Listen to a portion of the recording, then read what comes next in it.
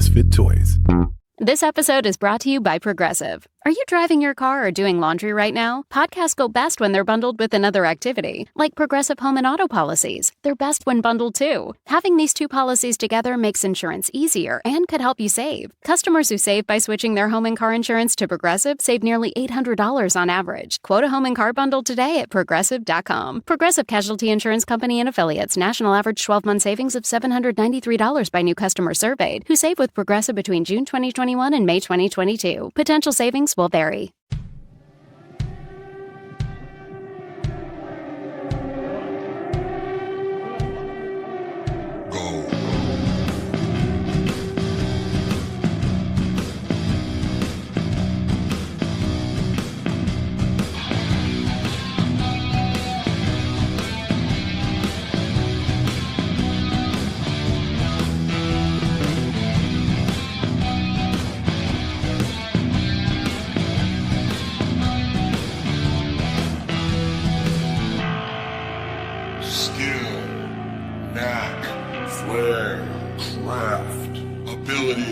Aptitude, expertise, genius, gift. I'm the fucking talent.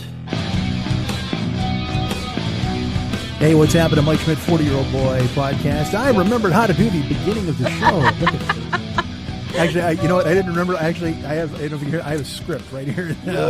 Hey, what's happening, Mike Schmidt, 40-Year-Old Boy podcast. How you doing, folks? It's been a while. It's been a while, as our friends in Stained will say to you, and I will say to you, and that's guy, what's that guy, Aaron Lewis, is that his name?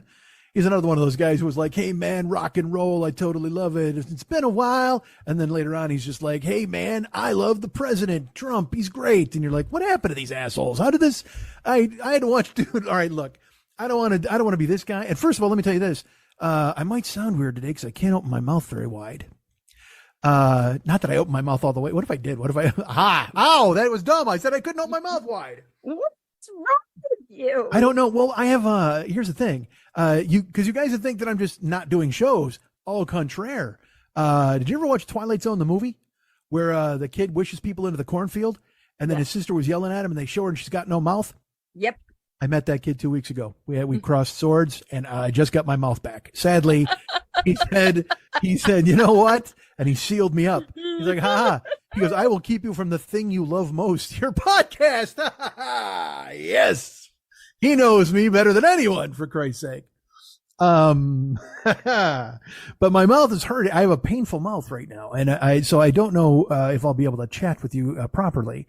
I mean, I'll talk. Certainly I'll do the best I can. Do I sound normal now? I think.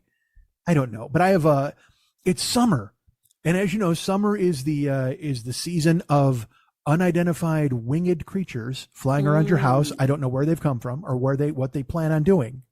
And also it's the season of, oh my God, I got a paper cut on my mouth. And I don't know if it's just drying, dry mouth or whatever the fuck. And it's just your lips get kind of chapped, but it's kind of a winter thing, I guess, for most people. But for me, in the summer, I get, and look, let's talk about my bedtime routine. All right. Shall we do this? When I go to bed, I brush my teeth. Clearly I use a nice close up. I buff it out there with my Reach toothbrush with the giant fucking head. And then of course at night, it's like, here's what I do. I use 2 different mouthwashes. That's what I use. I have a daytime mouthwash. I have a nighttime mouthwash. In the daytime, I go Sonic Care. It's blue and it's awesome. And I use Sonic Care. It's very, very minty. And I use that in the daytime. That's what I use to stay fresh all day. And then at night, I use Biotine Dry, I think it's called. And I use that before I go to sleep. And I know you're thinking to yourself, Mike, how did you come upon this unbelievable dental routine? Well, when I went to a dentist a million years ago, they were like, you should use this. And then the dentist left the room and another person came and said, you should use this. And I said, I'll use both of them because why not? Look, if you're going to spend $15 on mouthwash, what's keeping you from spending $30 on mouthwash, right? It's true. But I will say this though. I just recently went to the dentist for the first time in eons. It's certainly since Karen left. So it's 15 years since I've been at the dentist, probably 2008, I would imagine. Because when Karen was at Disney, we had fucking amazing dental, except for me. Well, sadly, she did because she worked there. But as the spouse, Goofy did my teeth, so that was fine. I dealt with that. Open wide. Hey, that wasn't a bad goofy. I haven't done a goofy in 20 years either. That wasn't a bad goofy at all. See, look, I'm keeping myself from the microphone when I got a stored up goofy to drop on you. What's fucking wrong with me, man? I should step right up to the microphone and unleash goofy upon all of your souls. Every goddamn week. Every goddamn day. What if I pivoted to a daily podcast? Says the guy who hasn't done a podcast in 3 weeks. What if I did? Oh my God, what a dream. It would be so perfect. Oh, yuck. I could do a goofy Thursday. Just do that. So I had great Disney. I did amazing dental care, and we went to the. I've told the story a million. Look, go back and buy year fucking 2 when I put blood all over the walls of the dentist because I hadn't had my teeth done in like 15 years or whatever the fuck, and it was the hot dentist man and wife, and it was like the guy he was attractive and he had glasses on. He had a Clark Kent feel to him, but kind of sandy hair, not dark black or brown or blue. Because Superman's hair looks blue sometimes in the comic book. Yes. And by the way, all right, look, I'm not a Superman guy. I'm not a Superman guy. I haven't been a Superman guy for a very long time. And by that, I mean ever. I was never a Superman guy. You know why? I'll tell you this. I was a Superman guy for like 2 weeks in 1978 because I saw the movie and it was fucking incredible and I fucking loved it. And then, you know what? Bullshit. I was a Superman guy in 1981 when Superman 2 came out. General Zod and the mute guy and then the hot fucking manic pixie dream girl chick who was Zod's sidekick, and they had a big fight, and then for some reason Superman threw Ziploc bags at everybody and sealed them up and for freshness. I don't know how the fuck that worked, but Superman had a Ziploc S and he threw it on a guy and it wrapped him up in like cling film, which was fucking weird. That seems like the kind of solution, like I can understand it. Look, if you're fighting Superman, you're like, I got to watch out for heat vision and super strength. If you're fighting Mrs. Cunningham from Happy Days, then you're looking out for cling film. Then you're like, oh my God, she's totally going to throw cling film on me and wrap me up and make me fall into a crevice here in the Fortress of Solitude. Which, by the way, don't get me started on why Mrs. Cunningham's at the Fortress of Solitude. But I don't blame her. You know why? Because she was kind of hot. And then she's got Tom Bosley as the husband. That was the original hot chick and ugly husband coupling. That's what I'm going to say right now. Because nowadays it's just, Kevin James is walking around with his fucking beefy countenance, and then you got fucking, was it Leah Remini? Is that the chick who was the fucking, holy shit, that chick, she's just, I want to see her upside down. God damn, she was fucking hot. But also, so Superman, I'm not a Superman guy, because when I was a kid, again, Batman was Batman, and he was funny and colorful, and there was all that stuff, but the Superman of my youth was George Reeves. Yep. He just looked like he got finished fixing your engine, and then he put on a Superman costume. I mean, it was just like a fucking, it was just like someone went, hey man, what would happen if we stuffed a Superman costume full of rice pudding? What would happen? We'd probably get George Reeves. And then he would like fight criminals with fedoras. That was the thing. There was no villains on that fucking Superman show. Cause Batman, again, Joker, Penguin, Catwoman, colorful, Mad Hatter, Egghead, Olga, Queen of the Cossacks, they're all there. The Archer, the Minstrel. But again, then you go to George Reeves as Superman, and he's fighting a guy who stole a newspaper from a newsstand. What the fuck are you doing, Superman? Isn't there better shit for you to do? He might have stopped a train once. He may have stopped like an out-of-control train once. But it's like the Superman radio serial is hilarious because, again, it's on radio. So it's 5 parts where they do this thing. And Superman is always trying to solve some sort of local zoning issue. I'm like, what the fuck is going on? You're Superman. There's no larger thing for you to take care of. Even back then, they should have seen the appeal in Superman fighting the Nazis, right? Don't you think? But instead, they've got Superman dealing with some guy whose mail's been stolen out of the box for 3 days. It's like, man, look, I got news for you. If a cat's in a tree, don't call fucking Superman. I know you want to. I know you're thinking about it. But give Superman a break. There's Nazis to defeat, for fuck's sake. But now, so I was never a Superman guy. That's why. Because my Superman as a kid, he was just a fucking lump. I hated him. I wasn't a fan. It wasn't colorful. It was black and white. It was just not good. But I will say this. When the movie came out in 78, it was awesome. Oh, one of those winged creatures is in my face. Get out of my house. I have there's something wrong with me, man. I got stuff. I got so much stuff. It's ridiculous. Shiny. Right? That's not even a joke. And it's No, but it's stuff that I like knew about forever, but I never, I just want to be an onion. I don't want to peel the onion. I don't want to know that I got layers. I don't want to hear about any fucking layers. Then I can just be a fucking onion. Just be a big ass onion that if you threw it at somebody and hit them in the head, it would hurt. You don't want to peel my onion and make people cry. I don't know. Whatever. It's you that will cry. I will totally. I just, cause I fucking, all right, all right. Remind me to, hold on. We got to get back to Superman. And what was the other thing we were talking about before Superman? I don't remember. I am so confused. About summer. Oh, my mouth. Dentist. The dentist. All right. So we're talking about the dentist. I don't know what the fuck that was.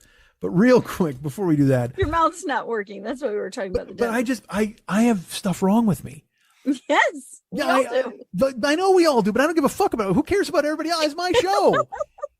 I'm not hosting this show to talk about what's wrong with everybody else. I mean, unfortunately, and here's the thing, like, I know people listening are like, yeah, dude, there's stuff wrong with you. And there are people out there like, I'll be like, I think I might have ADHD. And everybody's like, yeah, stupid. We've known that for fucking a decade. And I'm like, I guess, I don't know. What the fuck am I supposed to do, man? But I'm starting to like, I don't want to examine my life, but I mean, I'm starting to look at stuff and you're like, stuff that when I was a kid, like it makes sense where I'm like, oh, dude, like, because I always see people that are always like, oh man, I hate going to a party. I just want to avoid everybody and I want to hide. And I'm just like, man, it's crazy. And then I think about it and I'm like, yeah, I don't love going to parties either. I have trouble talking to real people. I know that sounds fucking weird. Talking to civilians, like talking to like I can talk to comedians, but even comedians think I'm a fucking jagoff sometimes. But look, I can talk to people. I'm a person. I can relate to people on a personal level. But at the same time, you get more than one person talking to me, and I'm just like, oh, I'm going to go duck and cover. Remember they taught us that in school? I'm going to duck and cover and hope a rock doesn't hit me in the spine and a tornado doesn't go. I just fucking want to hide. I know it's fucking strange. You know what? And this is completely true because we started to record today and I had a meltdown. Because I started recording and I didn't like it. And then I said, can you just erase that? And she's like, I can't. Just pick it up later and edit it when it gets to your house. And something exploded in my brain that made me go, I just want to throw my computer into the sea and not talk to anybody ever again. I know. And that's what's wrong with me. That's the thing. Like any obstacle, I'm the opposite of every hero you've ever heard of, because they're all just like, they overcame a challenge and they climbed a mountain. They defeated their greatest villain and they stayed strong in the face of setbacks. And I'm like, hey man, I'm going to take a nap. No matter what, no matter anything that goes bad at all. I'm just like, what? Oh man, I had a typo in a text.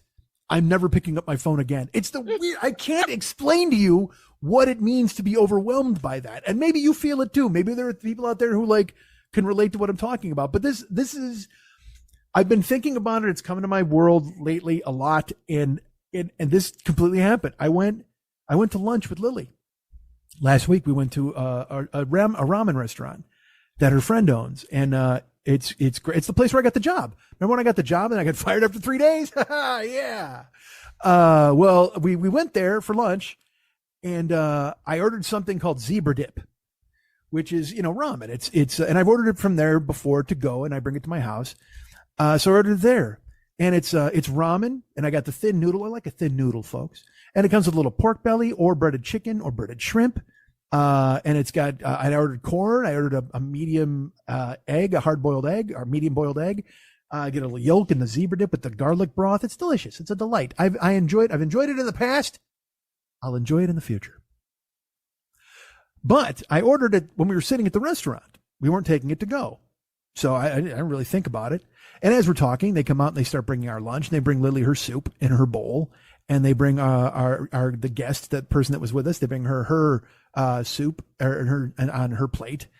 And then they bring me, like, it was a plate and it was a bowl of broth and then a plate with all of the stuff that goes in the soup.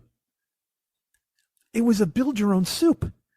Like it was a fucking soup puzzle. I don't, and I've told you this before. I don't want a meat puzzle. If I go to I love a Brazilian steakhouse, and I'm like, fuck that. Just give me what I want. Give me a whole sausage. I don't need to ask fucking Jorge to bing off pieces of sausage and flip them at me like a quarter. I don't fucking need that. I'm not a seal. I don't want a meat puzzle. So then they bring me this. If I go to a fancy place and they tell me it's a deconstructed Napoleon or whatever the fuck, I know what I'm getting into. I ordered soup.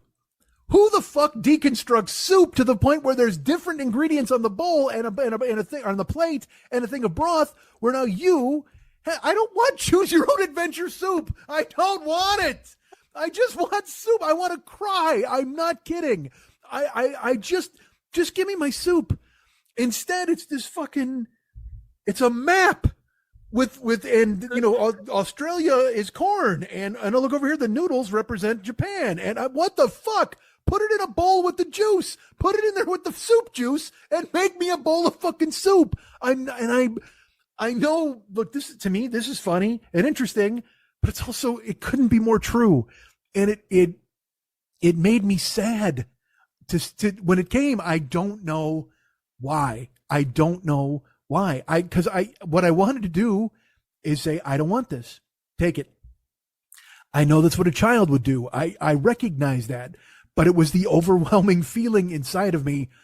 I got fight or flight from lunch, and I don't know what to do about it. It was fucking weird. I just literally wanted to push it away and go, I don't care. I'm not going to eat. I don't want it. And it was that moment that made me go, because I've been pondering a lot of things and thinking a lot of different things. And look, I know how uninteresting it is for you to hear me break myself down into fucking layers. You know what? I'm now your fucking choose your own adventure. I'm your choose your own adventure podcast, because now I'm breaking myself down into fucking layers that you got to put together and try to make work. And that's fucked. And I don't mean to do that to you. I don't mean every week to show you the black mold in the corner of my brain. I don't. I wish I didn't have to. I wish I didn't have it. But goddamn, I felt, it was so weird. Like, I felt overwhelmed in that moment at a restaurant getting a fucking plate of food. And I don't know why. I don't know. Cause look, that's always been there for me a little bit, you know, in school or growing up or whatever.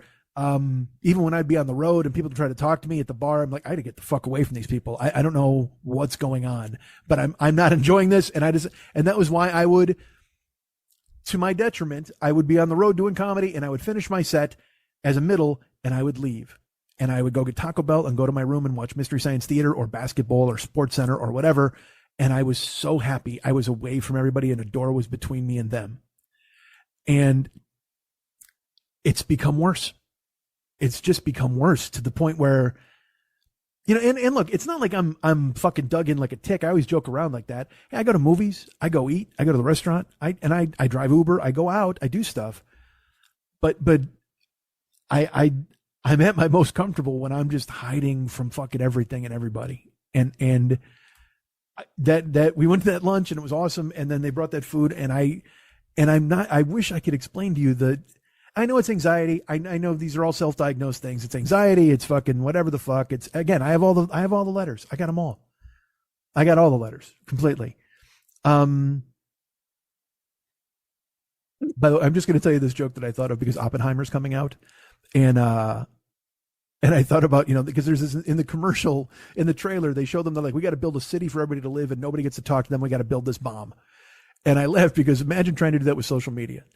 Imagine now just going, hey man, we got to build a city where nobody gets to talk to anybody. And then you see Einstein and he's on his phone and he's typing E=MC LOL on fucking Twitter. And it's like, okay, great.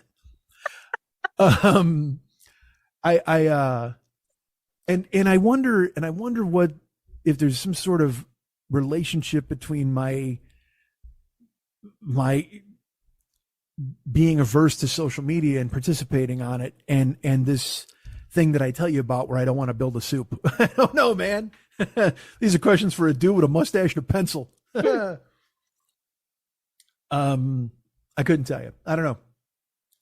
But so I've been, trying to figure out what the fuck's, and look, it's not like I've been trying to figure out, like I'm sitting here pondering things and reading old tomes. You know what I mean? I'm not fucking Shazam. I'm not going through these, I must research into the fucking catacombs I go and pull out the old volumes and see what's wrong with me. I don't do any of that shit, man. I don't, if anything, I don't touch it. I let it sit there. It's just there. Let it sleep. And that's cool. And, I'll just watch something and go to sleep. Like I'll sleep with it so I don't have to think about it or do it. But when it manifests itself, it used to be, again, there's those things where you go, hey, this is quirky, Or is a thing I do that's weird, huh? You know what I mean? You used to think to yourself, oh yeah, this is a weird personality trait that I have. And now you're thinking to yourself, hey man, is this kind of dangerous? Like, is this weird? Like, has a fuse been lit like 35 years ago and eventually it's just going to fucking blow up? And look, I'm not the fucking Unabomber because I think you guys know me. I am way too lazy to type a manifesto. That's never fucking happening. If anything, you'd have to listen to this fucking show for 15 years to try to glean clues about why I went ahead and I blew up a fucking post office or whatever the fuck. But also, I'm not blowing up a post office because I got to build a button. Like, if I could fucking, if there's a button I could push, maybe, I guess. And also, I got to make sure nobody's in there because I don't want to hurt anybody. I'll blow up letters. Fuck them. Fuck postcards. I'll set those on fire. Who cares? I don't know, man. So yeah, I've found myself in a this thing where I question what's wrong with me. Mike. You can make fun of me all you want. I know it's stupid. I'm not making it's just, fun of you. I am not making fun of you. You stand here and you go, I have ADHD, but man, I don't know what's wrong with me. Yeah, but I don't know if it's that for sure. And I can't go to a doctor to have him tell me or whatever. Allow me to give you number 3 on the ADHD list is emotionally unstable when something happens that is not what you're expecting and you don't know how to react to it in a way that is functional. And it's like the soup showed up and I watched you have an ADHD meltdown of this, what? And I'm like, it's a dip. It comes that way. Yeah, but I got it to go and it was in a bowl. And I'm like, exactly. Yeah, because everything to go is in a bowl. They can't serve it as a dip to go. So, if you've never ordered it in, you didn't know that's information you didn't have, and your brain literally imploded because it was like, that's not how it's supposed to be. And you can't function to turn on that correctly when you're already there. All right, but let's also let's not make it sound like I had a meltdown and I crawled under the table and I cried. I did get sad and I ate. I did build my soup eventually. With it took 2 minutes for me to go, what the fuck is going on here? Like, it was like, imagine if you ordered a sandwich and someone brought you a Rubik's Cube and you were like, hey man, what's going on? Solve this thing and then you can eat. You know what I mean? It just seems so fucking. And I know I'm wrong. I get it. You're not wrong. Your brain reacts in a way emotionally that is not the path of the way a normal person would react to that. A normal person would be like, wow, I didn't know I'd have to make it myself. But we're like, but that's not what I ordered. And why is this like this? And the world is, and it becomes very big because your synapses don't work properly.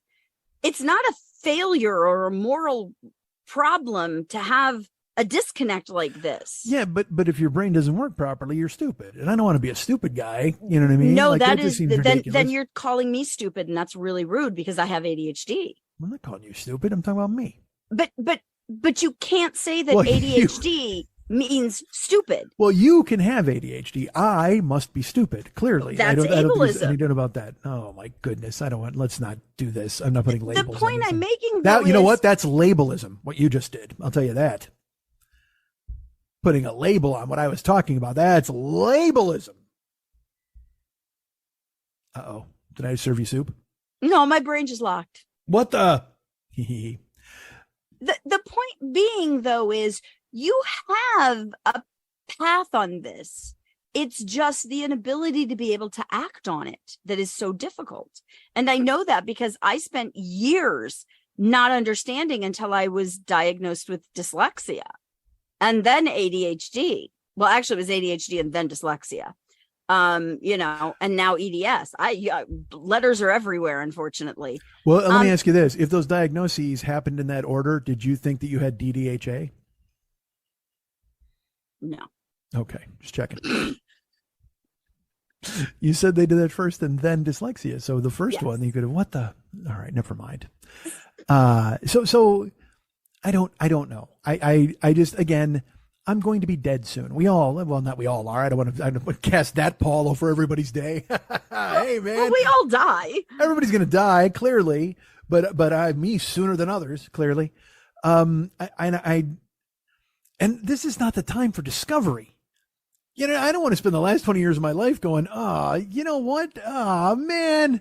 It's that really? You know what I mean? I don't want to be that fucking guy who because look, I surfed the wave of my inabilities for years and years and years. And now I'm going to hit the rocks. That's fucking terrible, man. Keep surfing. Rip that curl or whatever the fuck those idiots do. I have no idea. Oh man, I don't want to discover shit about myself. That's fucking terrible. Nobody wants that. But it's funny because you see people now and I'm neurodivergent. I'm autistic. I'm this, I'm that. And the old Chicago idiot in me is just like, sure you are. Because everyone gets to pluck a label from the sky and excuse whatever it is that they do. No. I just said that's the old Chicago guy in me. Yeah. All right. But then the other guy who is enlightened and reads and knows things understands that people have challenges that they're dealing with and they're all grasping for what it is and how to fix or solve or live with it. Ding, ding, ding, ding, ding, ding, ding. Yes, I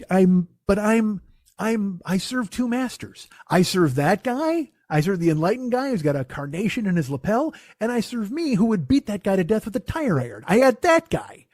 I mean, it's so funny to me that like the world I would have thrived in at 23 has arrived, and I'm too old to survive in it now. I mean, it's like this thing where like, hey man, let's just fucking fight. You want to solve this? Let's go round and fucking round outside. Let's just knuckle dust until somebody's right. And it's like, okay, when I was 23, that was the shit. But now at 56, I'm like, I'm infirm. I can't do that kind of stuff. Everything I read now is it's like the rising wave of the even billionaire assholes. Those fucking idiots. Let's get in a cage match. What the fuck, man? Are you kidding me? You have like not even like $800 billion. Like I can't even by overstating the number, it's never even enough for what they have. And yet it still comes down to, hey man, let's strip down and fight. Let's grease ourselves up and brawl. And like I said, you find me in 1990 and I'm like, you know what, man, let's fucking do this. Let's go. I didn't have to have $1 billion. I didn't have to have $1 for you to fucking go, hey man, you want to go outside and scrap? Okay, let's do it. And then yesterday, he wants to measure dicks with this guy. Literally, like the fucking richest man on the planet is like, hey, we should have a literal dick measuring contest. I got news for you. If you're calling for a literal dick measuring contest, you lost. Just the very fact that you think anybody, that's like just go, hey, literally, you know what you just said? Hey, I want to see your dick. That's what you said. There's nothing about a contest, nothing about a ruler, nothing about let's have this. You literally just went to the other guy. Hey man, can I see your cock? Because I think that would settle things. No, it wouldn't. You just want to see my fucking cock, you weirdo. What is with this pile of weirdos? And I see it, and I'm just like again, all right, pivoting back to Superman. This is the thing I'm talking about. Like, I've said before, I want to be great. I just want to be great. But I don't make any effort at all to do it. I understand that. That's on me. That's always on me. But then I see stuff, the things that people like, fucking Zuckerberg opened the Threads thing, right? He's got this new app. And I'm like, I can't do it. I can't. It's just another thing that I will use to fucking pogo over and not do the things I'm supposed to do. And that's what I like Twitter. When he did that bullshit a couple weeks ago, I do. You can pop your eyes at me because of what I use it for. I don't like the assholes and the blue checks and the fights and the bullshit. I like being able to fucking pull up a baseball injury in seconds. I like being able to pull up, it was this instantaneous. What if Threads gives you that without all of the assholiness? But the fucking shoe's going to drop. The bill is going to come due. He's going to come and ask for $12 to make it official to be on Threads. He is. This is what they do. And that's the thing everybody's We're not paying for Facebook. Why would we pay for Threads? You can pay for Facebook because there is a meta. It's literally $12 a year to do like Facebook verified or whatever the fuck, or Meta verified. Yes. But the point is, why do you immediately think he is going to be as bad as Musk was?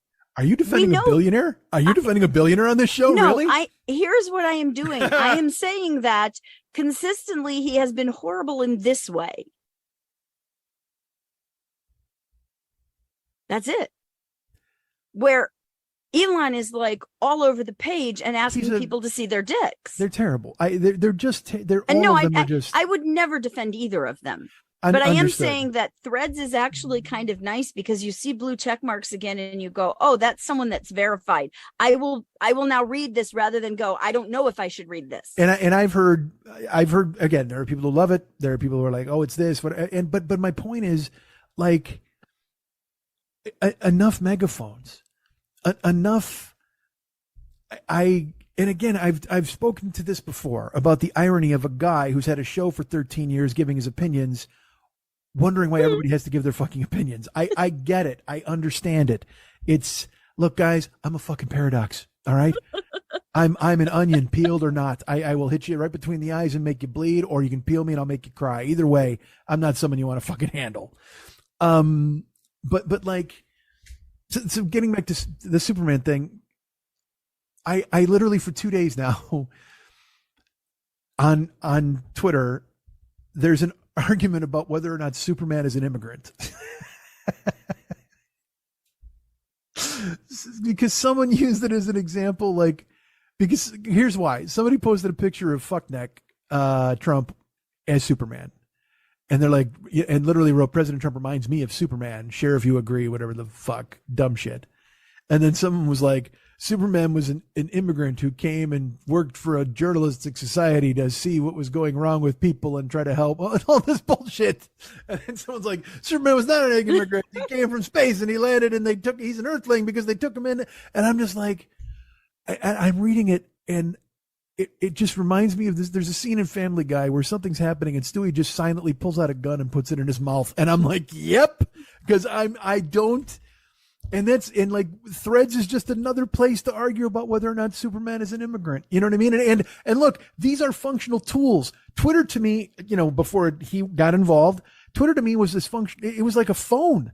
Like, it was like having a phone on your wall when you were a kid. You needed it. You had to have it because you had to stay in touch and abreast of everything that was going on, and breaking news would happen. And also there were great times where, like, there was a World Series game that went 19 innings and we were all tweeting all night long about it and it was like a community. It was fun. Even though it was an electronic community, it was fun.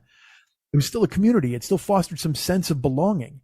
But now, man, I don't want to belong to this shit. I saw somebody today, they posted, like, again, because people, there's another thing. If people would stop doing this shit, it would probably fucking fix it for me. People retweet the dumbest shit, like quote tweet it so they can comment on it or get mad about it or dunk on it. So someone tweeted something about, I was going to apply at the N-word Walmart, but they didn't use N-word.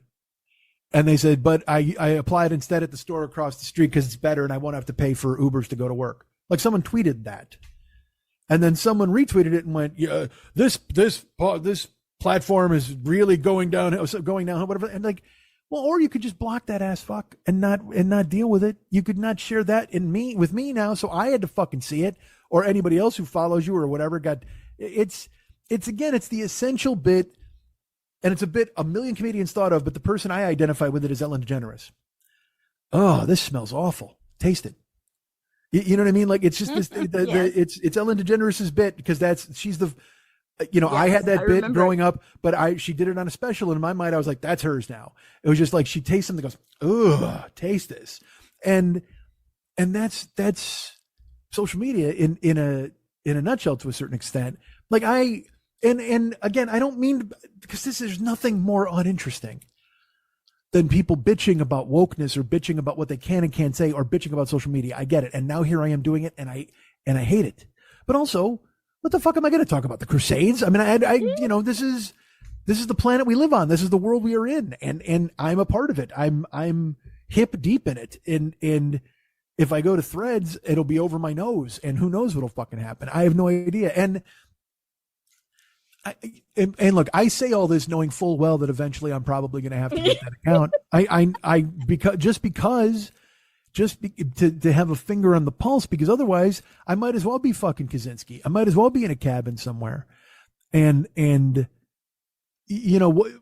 I talk about hiding in my apartment, that one of the main drugs that keeps me in my apartment is social media, because I can still see the world through my phone and not have to fucking deal with it. You know what I mean? And it keeps me, it's you know what it is? It's like one of those ankle bracelets you get when you're fucking arrested and you got house arrest, except mine's a phone and I could walk away from it, but I don't. It's fucking weird. And it's not like it used to be. During the pandemic, it was worse. Like I would get notifications from fucking my phone, and it would say, last week you spent an average of 14 hours and 11 minutes online on your phone or whatever the fuck. And I'd just be like, Jesus fucking Christ, that seems like a lot. And now, luckily now we're down to 8.5 or 9, you know what I mean? So I've taken a solid 5 hours off it from fucking, whatchamacallit. Where do I find that? You know what? I have it hooked up where it tells me every Sunday morning. Look, I'll wake up to it and it's actually an alert from my phone that says you spent an average of blah, blah, blah online last week. Screen time. There you go. Mine is turned off. Yeah. No, that's smart. Why not? Oh, boy. Okay. This is my phone. Let me turn on screen time. But the running joke of the show is always, I could fight a sink. Like I get mad at this and I get mad at that. And now I'm at the part where I'm like, maybe you shouldn't have been fighting a sink for 15 years. Like maybe you should have, but then am I funny? Then is there a show? Then is there anything interesting or good about me? I don't know. It's I told you before, like I did this in the One Man. The first day I went and saw my fucking old therapist, she was like, you need Adderall. Like she wrote me a prescription and I literally put it on my cork board above my computer and I looked at it every day. I never filled it. And this is true because nothing says I have Adderall, like. Well, I didn't not fill taking it. the medication. Well, because in my brain, then I'm just, and I said this literally, this is verbatim from the One Man. Then I'm just that asshole who had to turn his life over to a pill and couldn't fucking fix anything. Then I'm the guy who didn't fucking make an effort and instead leaned on. That is the effort. Nah. That is the effort. If you found out tomorrow you were diabetic and they're like, you need insulin every day, would you be like, man, my body's weak, I'm not taking insulin, fuck that? Put it on the cork. I wouldn't. Put it on the cork board. Use it to hold the Adderall up, the needle of the insulin injection. You ever see like when like a guy gets shot in the movies and they cauterize the wound with like fire and whiskey or whatever the fuck?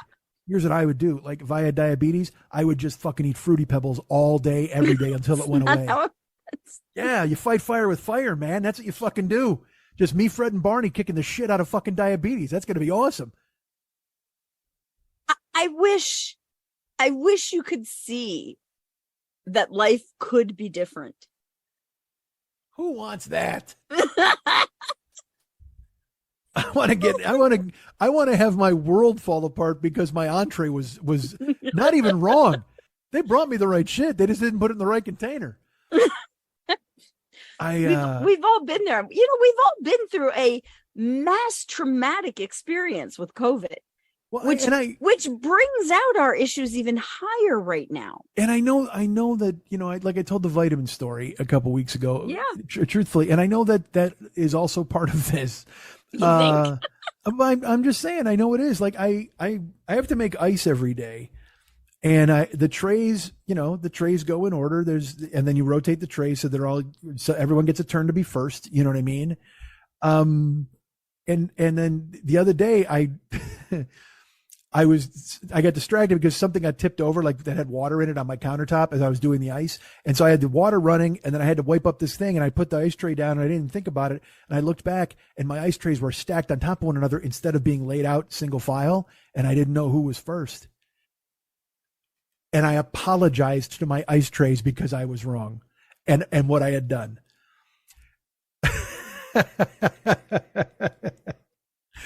I was like, and kind of meant it. Like it was silly in the moment, but also I kind of meant it because I felt bad because you know what? I'm their dad. I'm the ice tray's dad. They rely upon me to keep them safe and make them working in perfect order and let them go first or second and make sure nobody is like, I'm the Karl Marx of ice trays. Nobody, to each their own. You know what I mean? I take care of all of them individually properly. Nobody gets favored. We're all favored nations. And so everybody gets a turn at the top. Everybody goes from the bottom. We all work hand in hand, part of the collective. And when I messed it up, I turned around and I went, oh, I'm sorry, dudes. I literally said it to the fucking, and then in my brain, I went, what is wrong with you? You're apologizing to ice trays. But then I go the other way and I'm like, fuck you. What if the ice trays wouldn't it be a better world if we believed everything was needed an apology or had to be nice? You had to be nice to stuff. What if you know what? It's like in Toy Story. Toys are supposed to be fucking dead, right? But then you see a bully beating them up and you realize the toys are alive and you're like, that fucking asshole, why is he treating those toys like that? Because we know the toys are alive. So why can't those toys be ice trays? Why can't I have a cowboy ice tray and a fucking spaceman ice tray and a couple of Mr. Potato ice trays? And I got to be nice to them. I am looking forward to your vitamin and ice tray movie where they all come to life for you. Oh, stop. Could you please write that? Like Fantasia, where they come down the stairs. Yes. See? In Fantasia, the brooms are nice because he's nice to them. These are all movies. They are not, in fact, real things. They're either movies or they're rantings in the middle of the night from a guy who's actually fucking handcuffed to a bed. They won't let him out. Hey, man, don't bring anything sharp to room 11. He thinks his ice trays are alive. Fuck that. I don't know, man. I just, and so, like I said, it's always been kind of the running bit that's who I am, but I don't know. Like, I don't think it's wrong. I don't think it's wrong to be who I am and how I am and the thing, it's not, I'm not harming anybody. I'm not dangerous. I'm not bad, but I also recognize it's kind of fucking weird sometimes. You know what I mean? Like to when lunch gets brought to the table and it's an existential crisis where you just want to leave, you just want to get up and drive away and get as far as away from your fucking disassembled lunch as you possibly can, and then come back and get your friends. But it's not about the lunch. So you keep saying it's about the processing. It's about how much your brain can handle anymore. When you were with me the other day, well, even just before here, when I was like trying to find an appointment and a time, and I'm like, well, I could have you come here, but then you wouldn't be home in time for that. And then I have to go, this is my entire day. And at the end of the day, sometimes Eddie will be like, what do you want for dinner? And I'm like, I can't make another decision. I've made at least 16 decisions today, and my brain has gone, my processing time is over and I cannot do anymore. And that's what happened there, was all of the stuff cumulatively had come down to, I expected this and now I have work that I didn't expect and I don't. And that's the brain. Yeah, but for me, like that, because you had an overload of work and all that. So I understand that. That's what I'm saying is like, I don't have that. I don't. But it's a different overload. It's a different stress. It's a different pressure. You have been self-employed for how many years now? Yeah. It is exhausting to be self-employed because you are the boss, the worker, the editor, the script writer. You're the guy who pays the bills. You're the guy who does your taxes. You're the guy that collects the stuff so that they can do their taxes. You're the guy that has to remember all of this stuff. And eventually you're like, I just want to crawl under the covers. It is a reasonable response to being overwhelmed. And when you have ADHD, your brain does not focus, or it hyper focuses. And so all day long is overwhelming. Getting up and remembering to brush my teeth is hard. There are times I can't brush my teeth in the morning because I literally can't will myself to walk into the bathroom. Yeah. My brain won't let me. We're very different. Like, and then there are times where I'm like, I can't go. I'll get into bed and I'll start to fall asleep and I'll go, I didn't brush my teeth. And I will be hyper focused enough to get up and brush my teeth.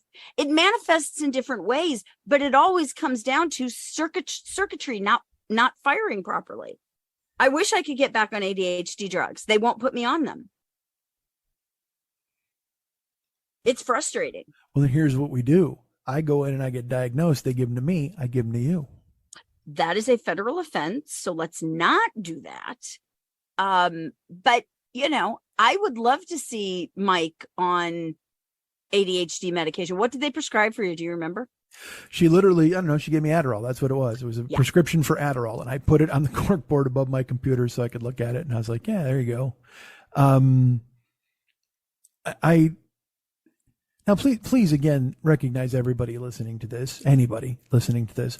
I'm not boo-hooing my hard life. I recognize you have jobs, you have children, you have so many more pressures. You have so many other things that you have to deal with than I do. I'm not trying to claim some sort of privilege, and I'm not looking for sympathy. I'm just dealing with the fact that this is what it is. I'm not, it's like when I would talk with Max and we'd talk about growing up, and he's got a dad who fucking had mob ties, and I got a mom who may have seen a murder and was doing coke in the house. And you know what? You just lived the life you lived. That's what that you became who you became, and you try to do the best you can. So I'm not sitting here saying, oh my God, you guys should feel bad about this and these terrible things. I'm just stating plainly the facts, and that now for some reason it's become, I'm noticing it. Like before I lived it and it was just kind of fodder, but now it's a thing where I'm like, hey, is this a bad thing? Is this something I should fix? Because again, when we tried to record here and we talked and I said, let's start over. And she said, yeah, we're fine. Go ahead. And I said, well, no, just start the whole recording over. Cause I can't record until the lady says recording in progress. When I hear her say that, I know that we're recording. So she's like, well, just keep talking and just know to edit it out. And then the way my brain works, it's almost like one of those old school jukeboxes where you see the arm go and it grabs the record, pulls it up, pulls it down, pushes it down. There's all those things like, well, what if I forget? What if I don't get it? What if I don't get the right syllable? What if I don't get it out? What if I do this? And then I'm just like, you know what? I'm just not going to talk. I'm not going to do a show. We don't have to do a show. It's stupid. Why would we do a show? That's fucking dumb. Because again, why would we even do it? And I fucked it up. If I didn't get right on the first fucking try, there's no fucking reason to go ahead and do a second one. So you're right. We shouldn't record. Go ahead and just fucking let it go. And that's it. That's kind of a true portrayal of what happens in the ridiculous waterfall avalanche of my skull. I saw, it's funny. Facebook gives you these memories. And Max used to do artwork for the show, and he used to do explosions of id, where he would illustrate something I had said when he would listen to the show. He would hear something and he would illustrate it every week. He would do one. And he came up with one. This is from like 8 years ago, maybe 10 years ago. And it was just a picture of me. And I said, I'm going to find it because I actually screenshotted it. Because I can't remember it off the top, but I want to make sure I phrase it properly. On an old show, I said, I have a brain cluster. Everybody else has a brain. I have a head like a ball pit at Chuck E. Cheese, and it's full of tiny colored brains.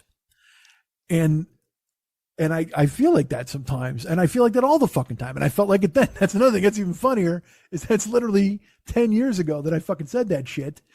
And 11 years ago. And then I saw it and I laughed, and then I ran out, and the other day I was like, yeah, man, it just got worse. Like, it just, like, what the fuck, man? I don't know. Well, I think it affects other people differently than it affects you, but now it's affecting you. The Onion put out a headline the other day, and I retweeted it because it made me laugh. And it just said, man, just having one of those decades where he doesn't feel like doing anything. And I'm like, hell yes. And I just retweeted it, and I just wrote, because people always retweet something, say, I feel attacked, or I feel seen. And I just retweeted it and I wrote attacked, seen, etc. Because anything you want to ascribe, it's just a picture of a dude with a remote in his hand and his feet up. And it's a man having one of those decades where he doesn't feel like doing anything. And I'm like, the timing on that is actually pretty sweet when you think about it, 2020 and pandemic and all other bullshit. But also I was bad before then too. I recognize that. I got to apologize to you people. How could you put up with this for as long as you have? I don't even fucking know. Jesus Christ. Funny. You're funny. You tell a great story. Yeah, well, yeah, but I mean, I guess you can serve vintage wine in a broken decanter. I don't think you're broken. I think you're chipped. I think you're a little chipped around the edges. We all are in different ways. By the way, that's the most pretentious thing I've ever said. So go ahead and kick the shit out of me next time you see me. But it popped in my brain, and I was like, you know what? But also, the thing, you bust your own balls for saying something that actually was kind of poignant. Then you feel like a dick. You know what I mean? I'm like, because I actually kind of like that. I don't mind that turn of phrase, because my whole life exists to turn a phrase. That's what I want to do. I want to use language. I want to be great. I want to say things you'll remember. I want to be remembered in that way. And look, I don't want to be remembered in history. Nobody's going to be like, oh, that guy 50 years ago. Remember Jonas, Salk, and Mike Schmidt? Those fucking guys were great. Holy shit. Who was the polio guy? I don't know. I forget. One was polio and one got fucking mad at soup. Almost punched a goddamn breaded chicken plate. Fell apart and almost ran away like a child because he was scared to build a soup. Fuck you, choose your own adventure soup. I don't like it. I invented breakfast soup on the show. You remember that 20 years ago? Yes. Oh man, we don't get enough breakfast soups. Fucking pancake bisque. All right. So I don't even know. It's been a couple weeks and Mouth. Are we supposed to finish the dentist? Oh yeah. Yeah. Just, you know what? It's nothing really. It's just that over a decade ago, those people told me to use those mouthwashes. Mhm. And then I haven't seen a dentist in, again, 11 years easily. It's got to be 12 years. It's got to be 13 years. I'm just going to keep adding numbers. I haven't seen a dentist since I was born. But I just saw the dentist recently and I talked about it on here. And the chick went in to clean my teeth and she's like, when was your last cleaning? And I'm like, I don't know, 2009. And she's like, oh my God. And then she cleaned my teeth and she's like, your mouth is fine. And I'm like, what? And she goes, yeah, like if this weird, everyone was puzzled because I guess they'd expected it to be some fucking like a cave you would ride a log ride into an amusement park where everybody's scared. I don't know, but they just looked at it and they were like, yeah, no, this is like, she's like, I'm shocked. Like, you're not even bleeding. Like when I clean your gums and all that. And I'm like, oh, good. And she's like, what do you do? I'm like, I said, well, I brush my teeth twice a day. I use mouthwash twice a day. I use 2 different mouthwashes and I floss. And she's like, what mouthwashes do you use? Like, because you can hurt your teeth if you use like mouthwash more than once a day. It's real severe. And I said, well, I use 2 different. I said, I use this Sonic Care in the daytime and then I use Biotine Dry at night. And she made this face like, like I almost expect her to be like, oh, young Padawan, you have solved the secret of your mouth. You know what I mean? It was fucking, I made her proud. And I get off on that. That is like my favorite thing to do in the world is to make some authority figure think that I'm great or are happy that it brings out the little boy in me. Like, and the dentist does it in a way I can't even explain. I told that story by year 2 or whatever the fuck, or listen to year 2 on YouTube when I went to that dentist.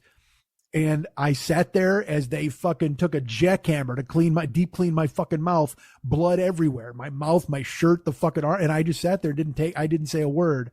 And they were just like, who's a good boy? Who's a good boy at the dentist? Who's such a good boy? And I'm like, it's me, right? It's me, isn't it? And they're like, yeah, you're so good. And I'm like, yes.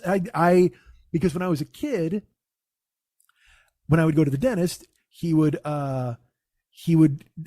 get these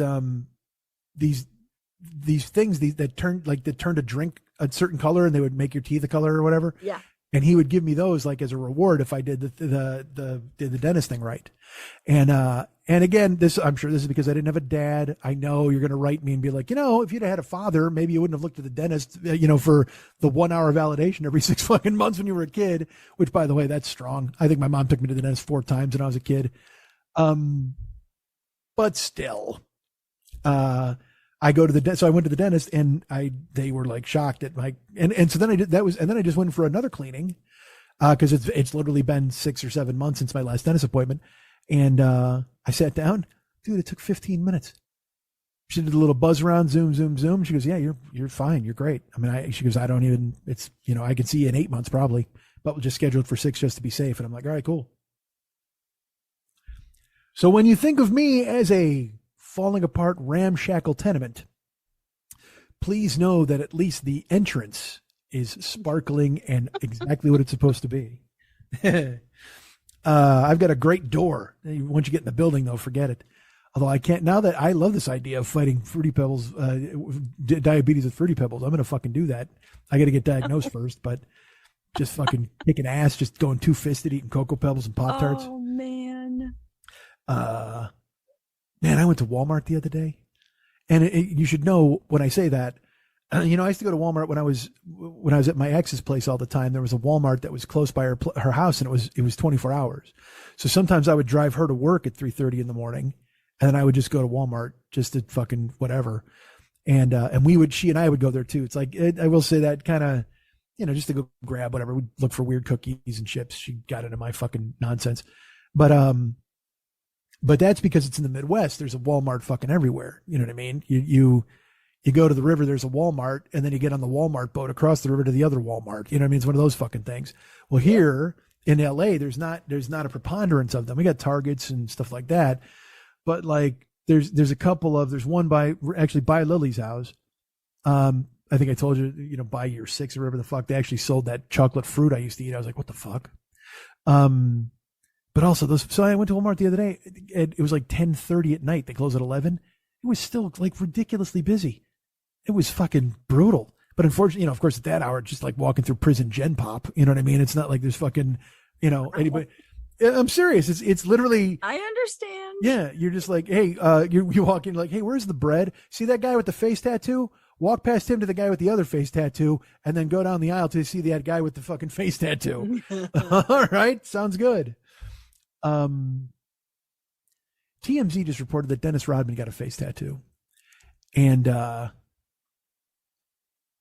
I can't think of anything less newsworthy. I really can't. I don't. Because again, you're operating under the premise that face tattoo is news. All right, and I can see that sort of. And also, celebrity face tattoo is news. Okay, I got that. I can even understand that. But then if you go make celebrity Dennis Rodman, if you were to think of anybody in the world who was going to get a face tattoo, in your brain you would be like, yeah, it's fucking Dennis Rodman. Of course that motherfucker's going to get a face tattoo. It wouldn't even be news. Oh, did you look it up? Yeah, that's supposed to be his girlfriend. You know what that looks like? There used to be a fucking sketch on Sesame Street with an orange with a rubber band for a mouth that's saying opera. That's what it looks like he's dating. I think Dennis Rodman is dating the orange from Sesame Street that's saying opera. Yeah, but either way, why is that news? Why the fuck is that in my? It's just and I know you guys are like, well, Mike, you curate your feed, and I'm like, yeah, but people they fucking tweet shit into my feed all the time. And also, if you're gonna make fun of Dennis Rodman for getting a face tattoo, take a breath. Seriously, fucking just fucking think to yourself about what you're about to do, champ, and take a fucking lap, because that's not even low-hanging fruit. That's just rotted fruit on the ground that you're picking up so it doesn't kill your grass. I mean, fuck me, man. If anybody in the world's going to do something stupid, it's going to be Dennis Rodman and a tattoo. If you said, hey, man, Dennis Rodman did something stupid tattoo related, of course he did. You know what news would be? Dennis Rodman gets all tattoos removed. That would be news. But no.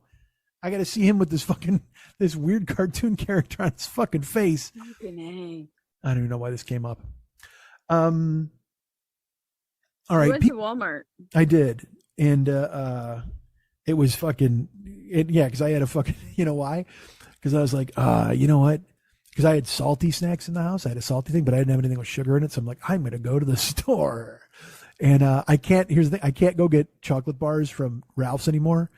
This is when I have a problem. You know, I used to go to Trader Joe's to get my fruit, and I had to sort it and all that shit. Well, then I pivoted to the Giant Hershey license plates of chocolate, and they just rate those are now $4.50 a bar.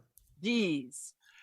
And now we're entering, hey man, maybe you should quit smoking territory. You know what I mean? Like, yes, I do. When people are always like, oh man, I can't believe cigarettes are fucking $20 a pack. And I'm like, well, hey, I don't know what to tell you. Maybe you fucking wring out your lungs and give them a rest the rest of your fucking life, man. What the fuck have you done with yourself? And so then when I saw that the candy went up, because I used to buy 6 bars at a clip. Yeah. And so they'd just be on my table and I could just reach them. And all right, I'm going to share this. I probably shared this with you before. Because I don't know who I told, and they were just like, I can't believe you're telling me this right now. I go, it's true. Like sometimes I'll just want to sleep on my couch, like just sitting there, I'll be watching, and I'll be so tired I don't want to go to bed.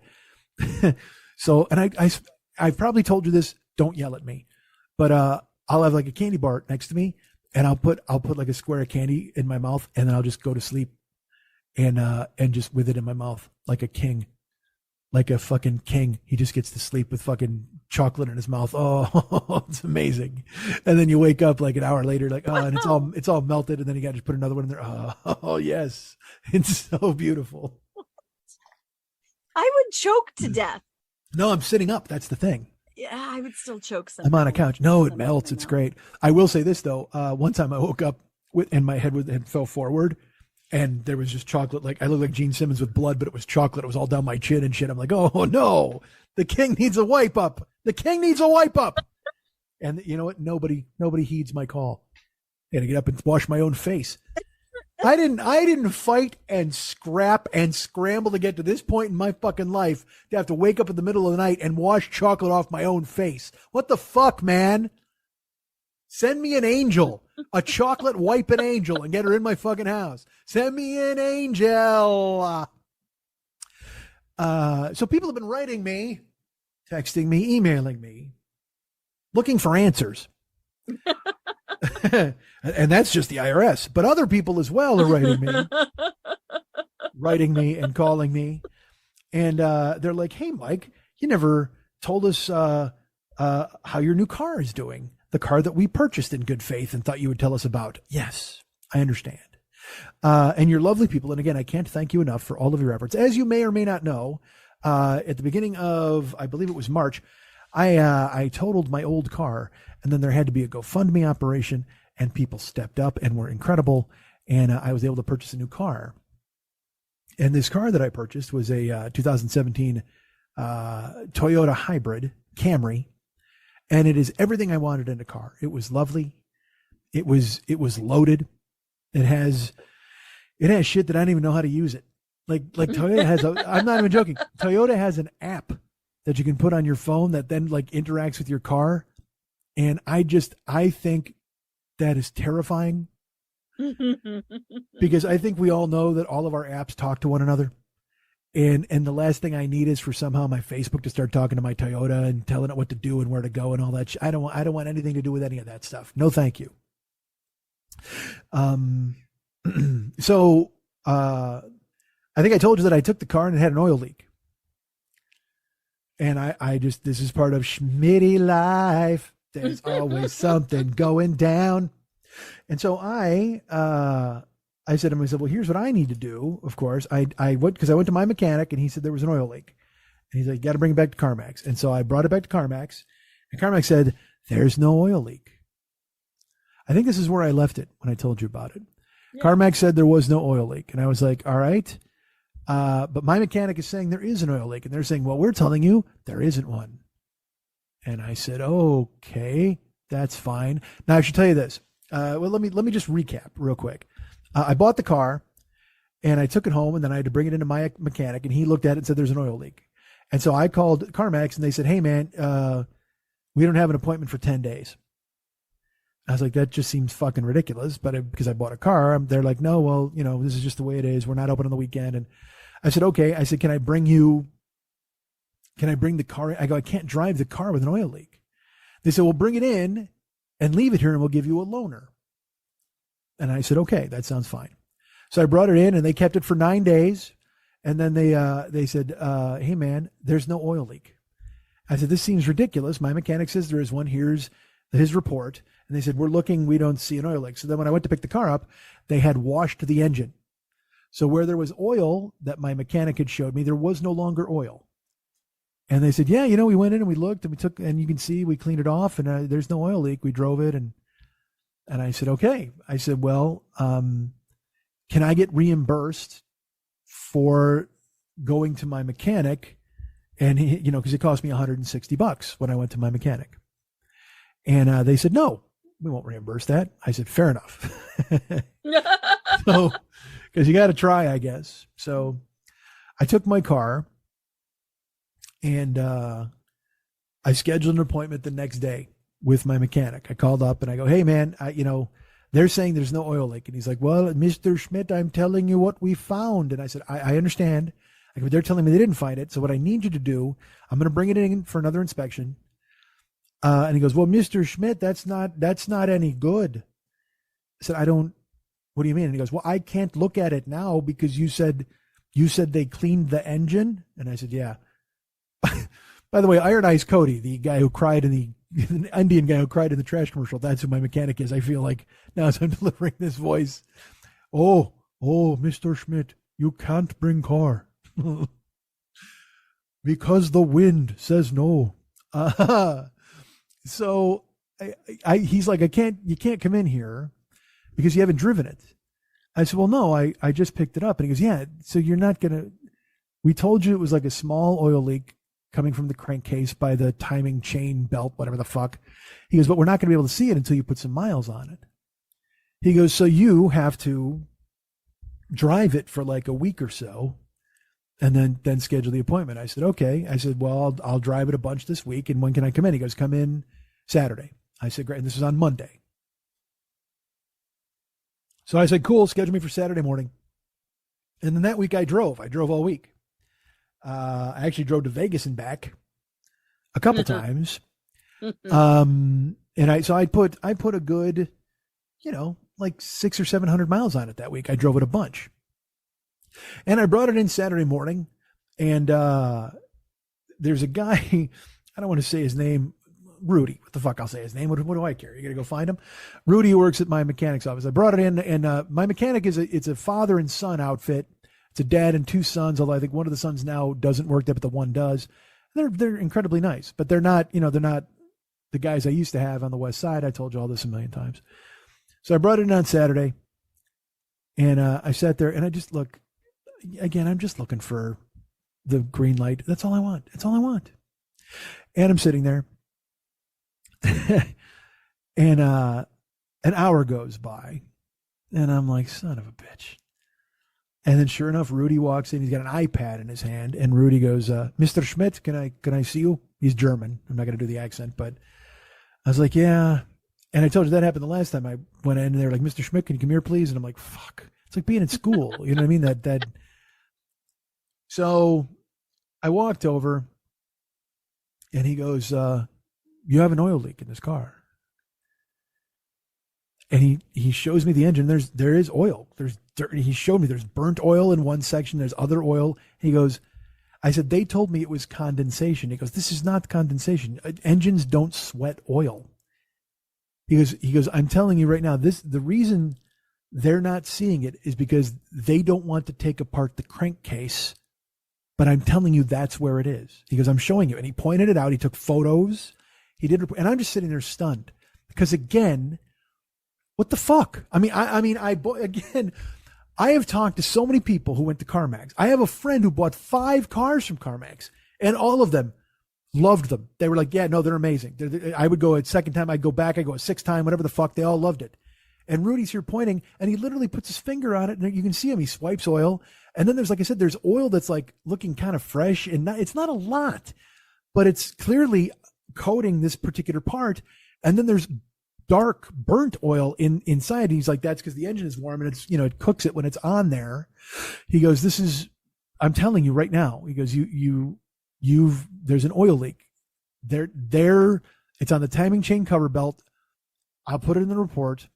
He goes, but he goes, I'm telling you, here's exactly what's going to happen. He goes, it's very small, but in 6 months, you might start seeing oil under your car. And then 6 months after that, it's going to be $1,200 to fix. I'm just giving you the facts. He goes, I know what this is. He goes, but at the same time, I will tell you this, we don't do these kinds of repairs here. This would be something that they would have to do, or you have to bring it to a dealer because it has to take apart the crankcase and get deep into the engine. He goes, we're not going to do that. I was like, all right. I said, you're sure? And he, which offended him, of course. He's like, I've been doing this 40 years. You can not listen to me if you don't want to. I go, no, it's not. You got to understand my position. I believe you. I do. But I'm being told by the people who sold me the car that there isn't one. And he goes, they're wrong. I'm telling you that right now. I said, great. And I go, and so he goes, we'll pull your car out, whatever. And I go to the front to get the keys. And the guy goes, yeah, it's $166. And I went, what? He goes, yeah, that's how much an inspection is. And it was the son. And I went, Jesus fucking Christ. And he then goes, I'm really sorry. He goes, it's just, that's what we charge for an inspection. He goes, can you get them to reimburse? I go, they already told me no once. I go, they're not going to so now this is now $330 I've spent just to get them to look at it and tell me that there's a fucking oil leak. Well, CarMax will tell me there isn't one. So I said, no, it's fine. And he goes, look, if you bring it back a 3rd time, we won't charge you. Oh man. I'm like, wow, awesome.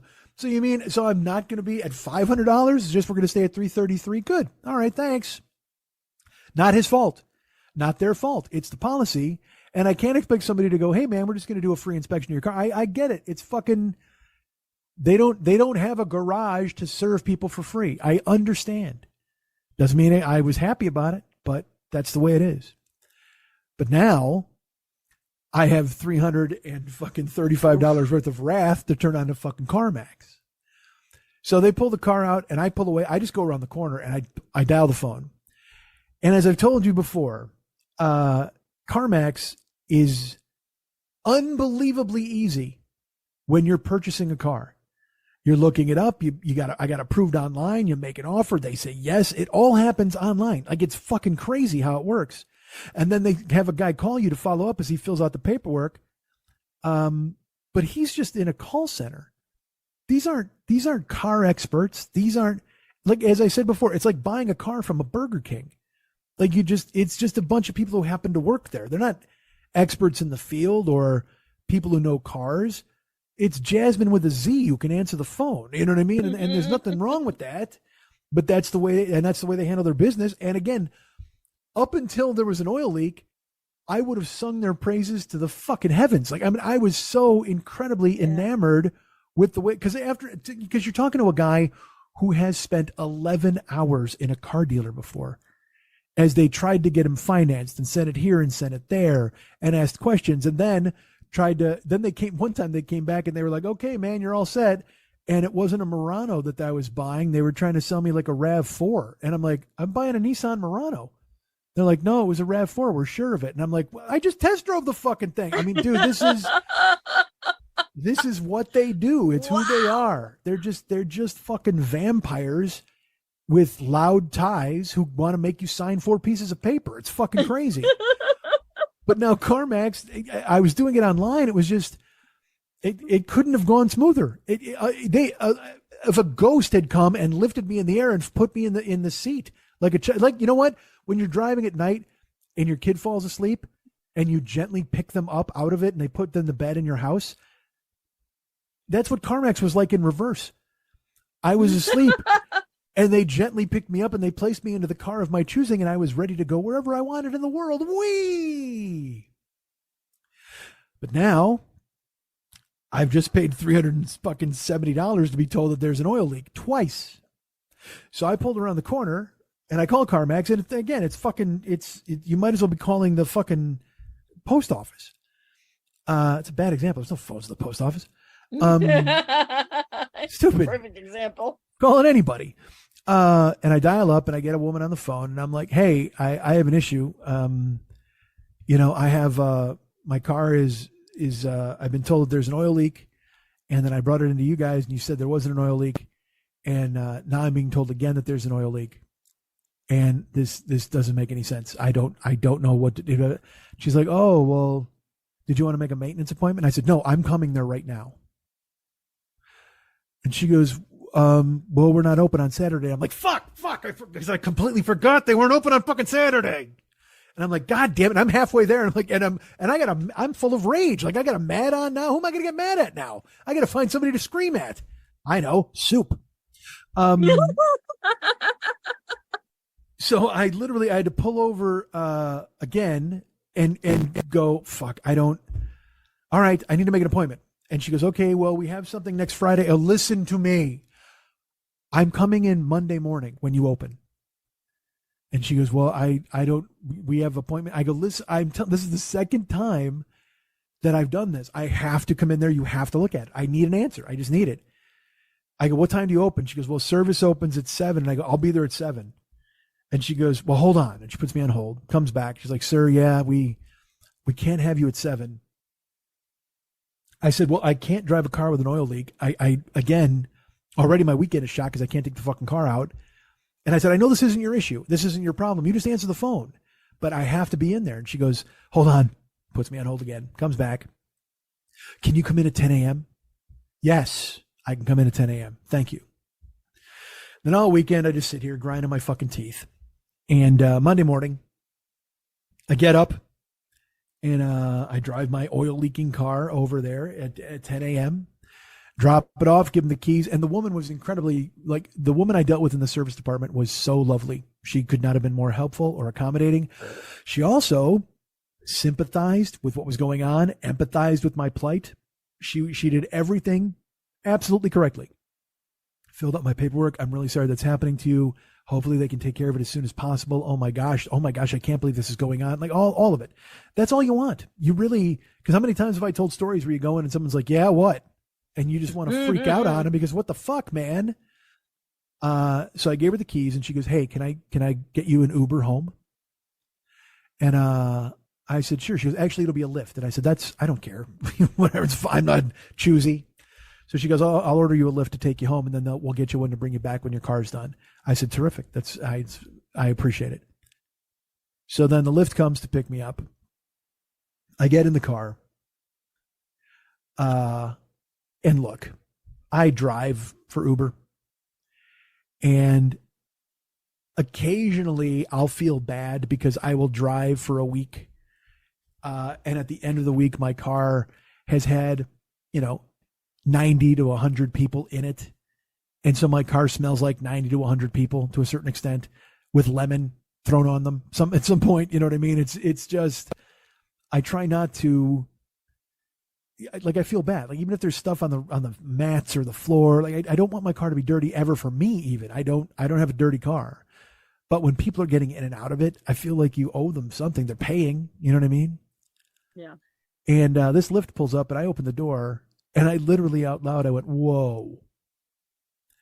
Because the passenger side back seat is fine. The driver's side back seat is a crime scene.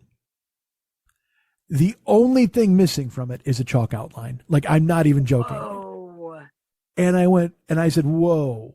And he goes, you okay? And I go, yeah, what the hell happened in your back seat? And this is when you know there's trouble. He just goes, what? And at that point, this is the thing. You cut your losses. Because there's no point in you can't go, well, dude, I literally, it looks like the Manson family was in this fucking car. Like, what happened to your backseat? Like, you can't do that because he's never going to agree to it.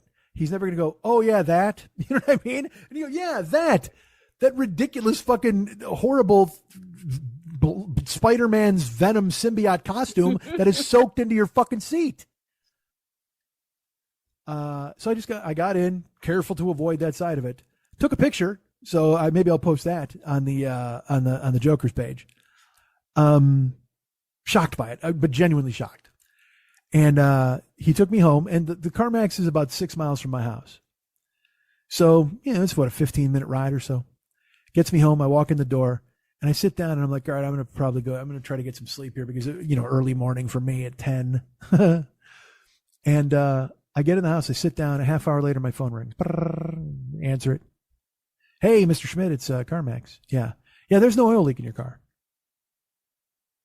Pardon me? Yeah, it's, our master tech went through it. And I said, did he look at the report I sent you from my mechanic? And he goes, well, yeah, you did attach it. I go, did he look at the photos I sent that shows the oil on the engine? And did he take apart the crankcase? Did he look where and he goes, I can't speak to that, but my master tech, who's, he's worked here for 13 years, he says there's no oil leak. I said, great. My mechanic who's been doing this for 40 years says there's an oil leak.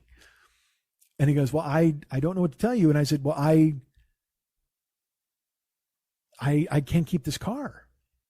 He goes, well, I can't help you with that over the phone. No, I go, no, I understand. I got to come in. I go, but when I come in, can I talk to the master tech? Can I look at my engine? Can I stand there with him? And he goes, oh yeah, just come on in. I said, great. Now I may not have told you this in the last show. I didn't tell you that this show, but in the last time I talked about this, I got 30 days to return the car. That's the deal. You have 30 days or 3,000 miles, and I'm only at like 1,000 miles at that point. So I'm golden. I should tell you, this is the 30th day. That's why it's so important for me to get this done. This is the 30th day. And so this is the day I have to make the decision. That was why I wasn't going to wait 9 days. That's why I wasn't going to do any of that bullshit. So, he goes, all right, I'll transfer you. And he put me back to service. And she's like, well, we'll send you another lift. And I'm like, oh, Jesus, I might have survived the fucking ride back. Maybe that's their plan. That could be their plot. So Lyft comes and picks me up, takes me back to CarMax. I just go into service and I look at the girl and I go, look, You got to take me to the Master Tech. And she goes, yeah, I think they parked your car around the corner. I said, I need to look at the car with the Master Tech. We have to observe it. And she goes, hold on.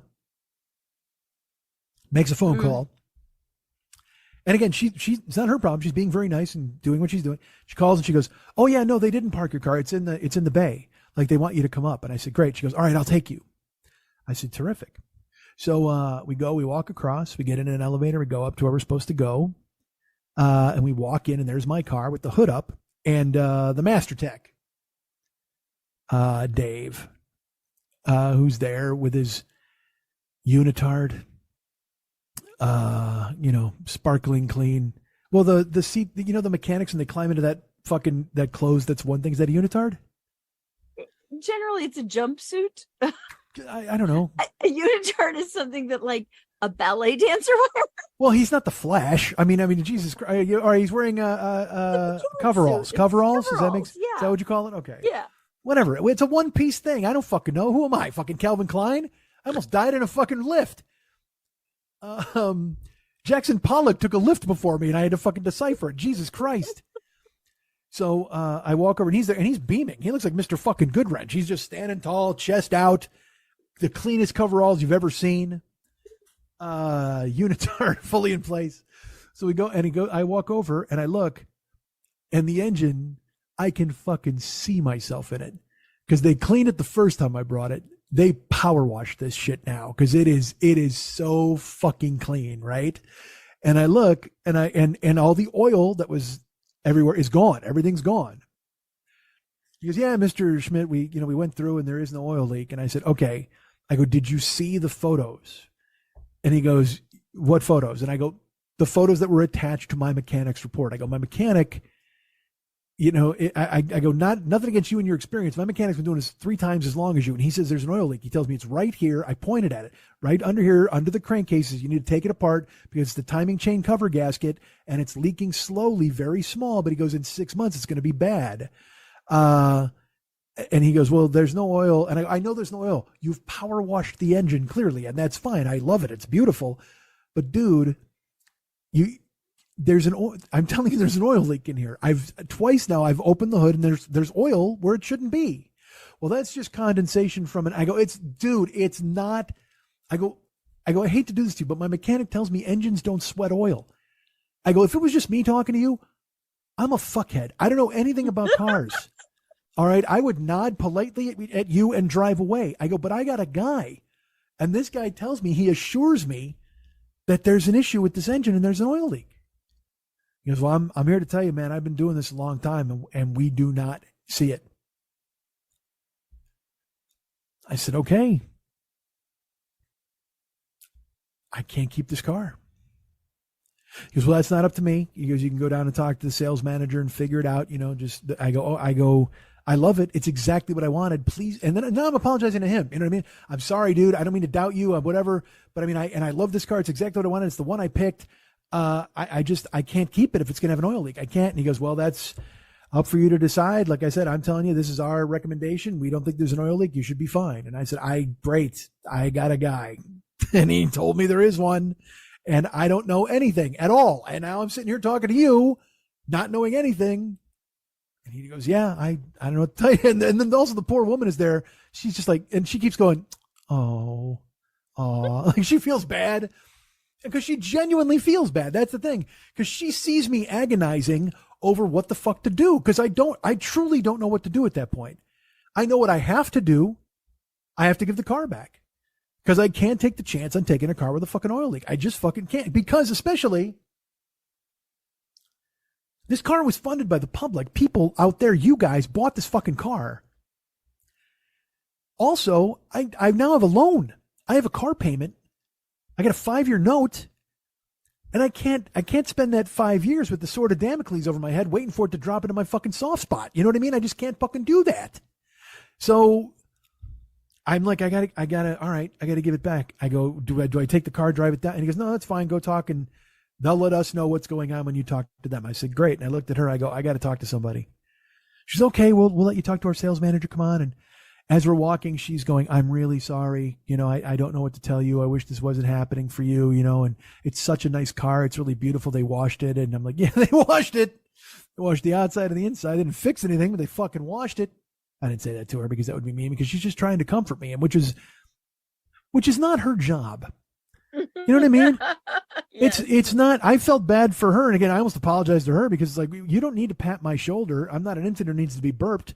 This is their fault at large. It's not, and nothing to do with you. And I'm sorry that you're the first line of defense to a crazy person who had 100 friends buy him a car, and now it's on the verge of having to be given back. Fuck. So I went, and at CarMax they seat you they're like, sit at a table, put over here. We'll go get a sales manager, whatever. She puts me down.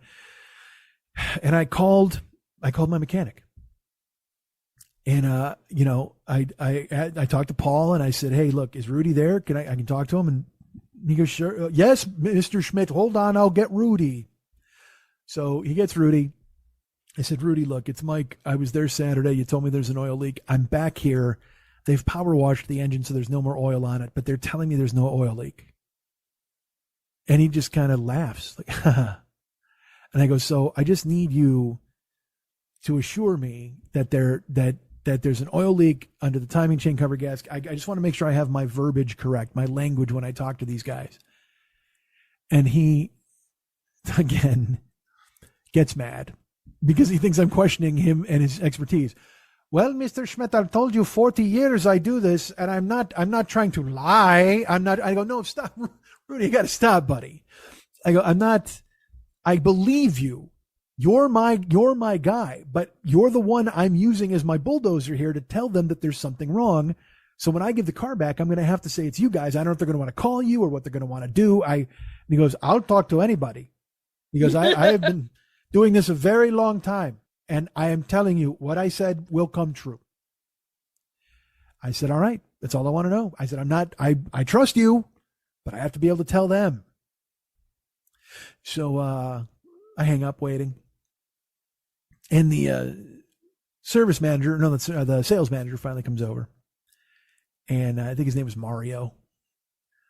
And he's got a beard, baseball hat, khakis. You know what I mean? Just, it's so casual there. There's no sharks.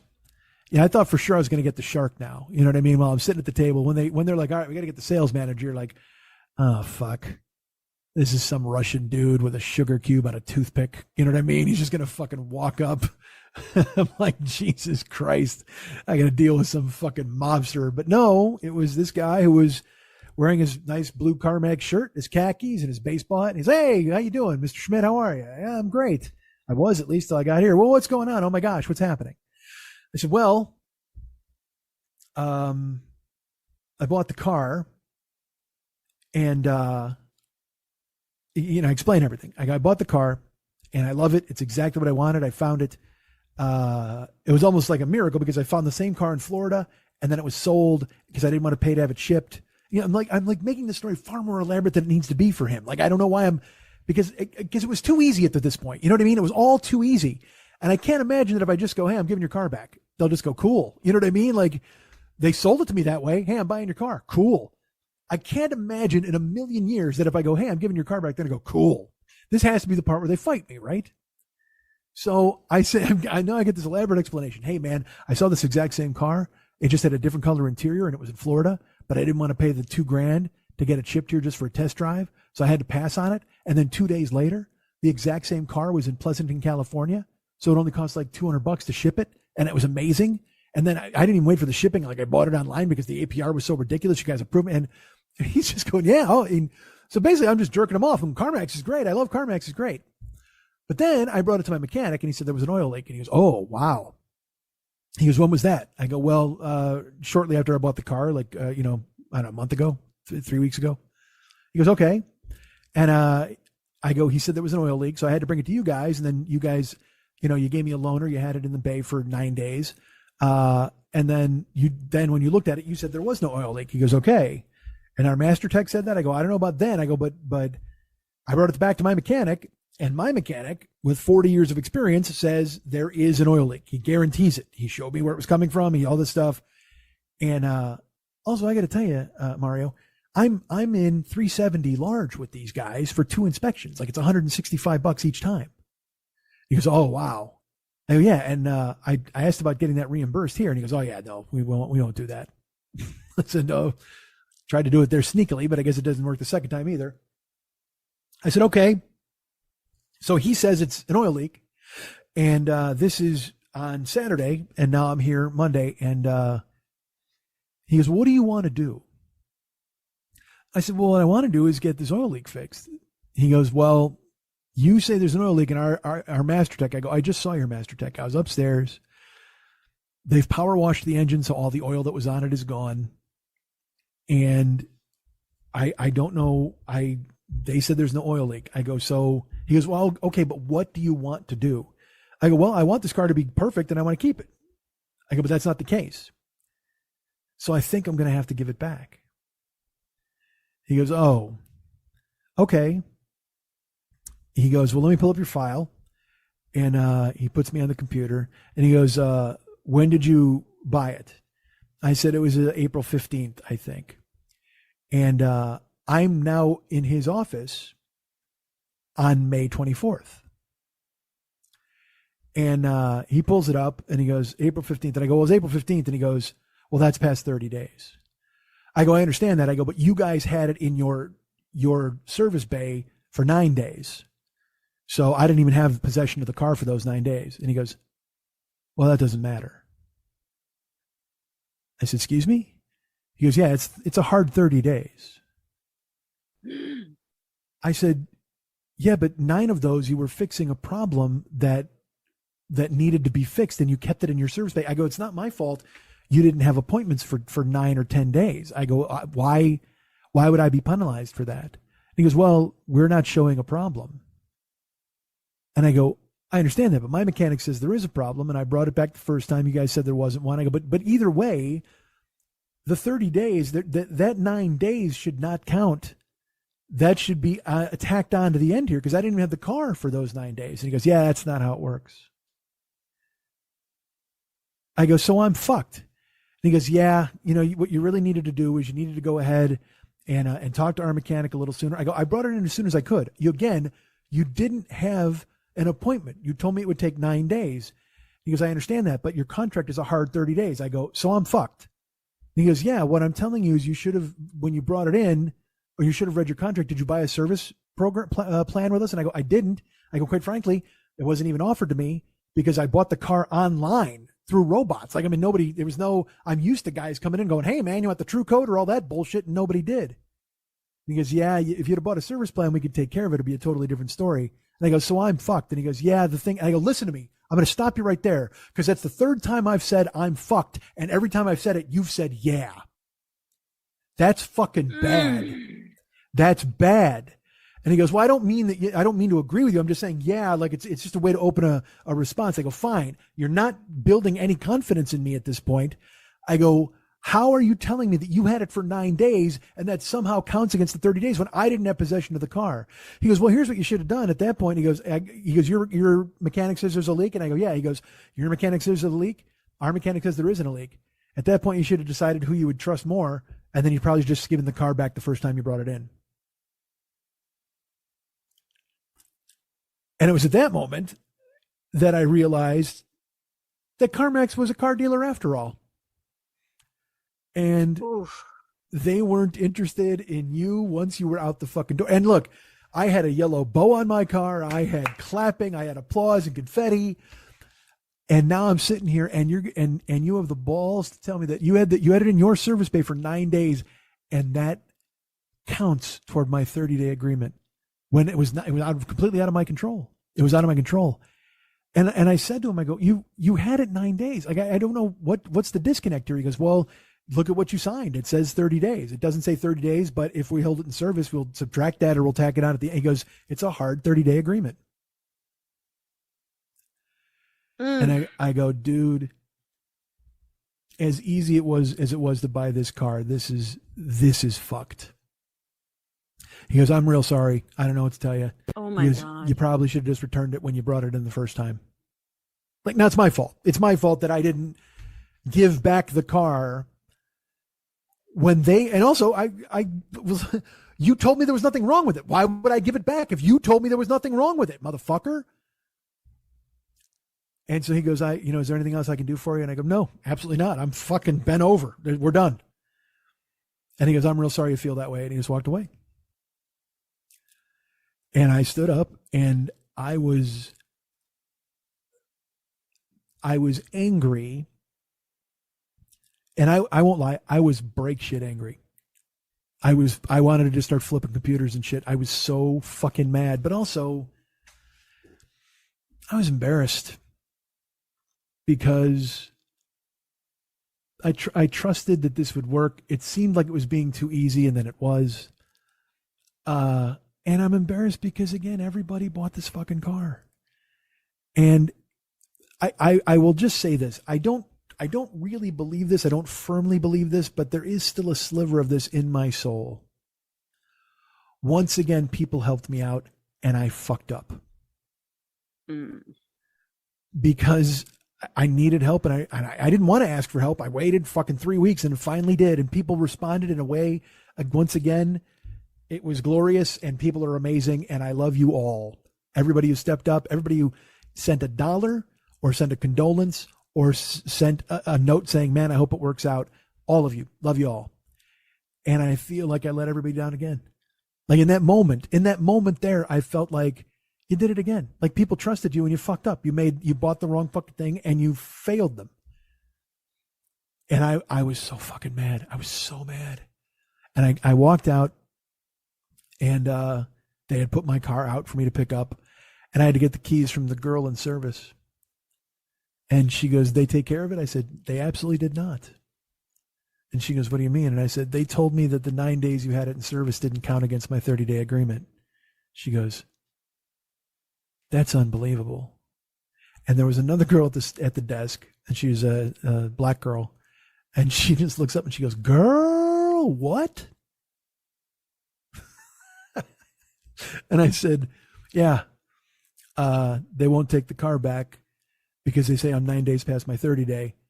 But in the middle of that, they had the car for 9 days in service and didn't fix it. And the security girl, or the girl who was handling my account, goes, I don't even know what to say. I'm so sorry for you, Mr. Schmidt. And she gave me my keys, and I walked out. I said, I'm not mad at you. I'm not. You did everything right, but they need to be real happy that you're working at this desk, because otherwise I would probably just drive my car right through this fucking window and smash everything in here. And then it went from her being empathetic, and because they both look at me and then now they wonder if I'm serious, because I mean, again, 6'2", fucking half a mohawk haircut, and I'm talking about driving my car through the window, and you can see I'm swollen and vibrating. I'm so fucking mad. I'm just like, teeth clenched. And she's like, well, don't do that. And I'm like, yeah. I go, I won't, of course not. I go, thank you for all your help. And I walked out to my car. I was in a daze, I won't lie. I was just like, because once again, I fumbled the bag. Once again, I fucking failed. And I got in my car and I drove, and I took photos of the power washed engine, So in 3 weeks, I can take a photo of the oil on the engine again. I don't even know. I don't know. And I, like I said, I was brake shit mad for about an hour. And driving is not, because I just drove in circles, which is funny. Like, I'm going to drive it into the ground because I'm like, oh, what the fuck? Who cares? And then I had like the weirdest epiphany as I was driving. I had the radio on and I was happy. I like driving. I've told you this. I do enjoy it. And just being in the car after, not being mobile for fucking 2 months, and to recognize that I'm basically driving around in a gift from people. And, it was nice out. There was a breeze. The sun was shining. And after an hour of just being fucking poisonously mad, I just went, what are you mad at? What are you mad at? You can't fix this. Nothing you can do. And you're just wasting seconds being angry about it. And also, like, cars need repairs. If you need to fix the car in a year, you got to fix the fucking car in a year. You know, I talked myself down just by realizing that I was in an unwinnable situation. There's no reason, you know, I have enough barnacles on my boat, you know what I mean, that slow me down and keep me from moving forward as quickly as I should. I didn't need another. So that's that. I own the car. I looked under the hood. There's oil on the engine. Oh, and then I should tell you this, because that was the end of May that this happened. And then 3 weeks later, the maintenance light came on in the car. Oof. And it said maintenance required soon. And I'm like, I don't even know what the fuck that means. Because usually in my old car, it meant I needed an oil change. And again, when you buy cars from a dealer, you assume you don't need an oil change for 3,000 miles, that they rotate the tires. You know what I mean? Like, you just assume that all that shit's done. And so I made an appointment for an oil change at my mechanic.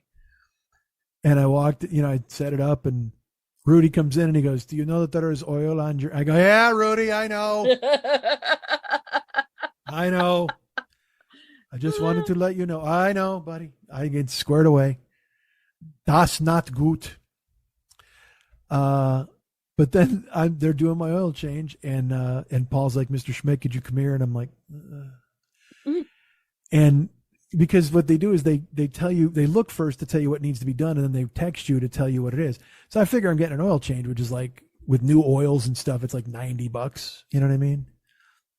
And he brings me outside. He goes, "Here, take a look at this." And he shows me my air filter and my cabin filter. They're black. Like, the air filter is black. He's like, "You need a new cabin filter. You need an air filter. You need an oil change." I go, "All right, can you rotate the tires?" He's like, "Yeah." And so it was another $330 I had to drop to get all that shit taken care of. And also, I will tell you this, I learned tire rotation, I thought came with the oil change. Does not. It's $45 plus labor. So even 3 weeks after I was like, whatever, car's got the maintenance light comes on and I got to bring it in. And that air filter, I mean, it just was wrong. I mean, it was just black completely. He ran his finger. Oh my God, dude. So people have asked, they're like, "What's going on?" And so I'm driving the incredibly beautiful Toyota Camry. I love it.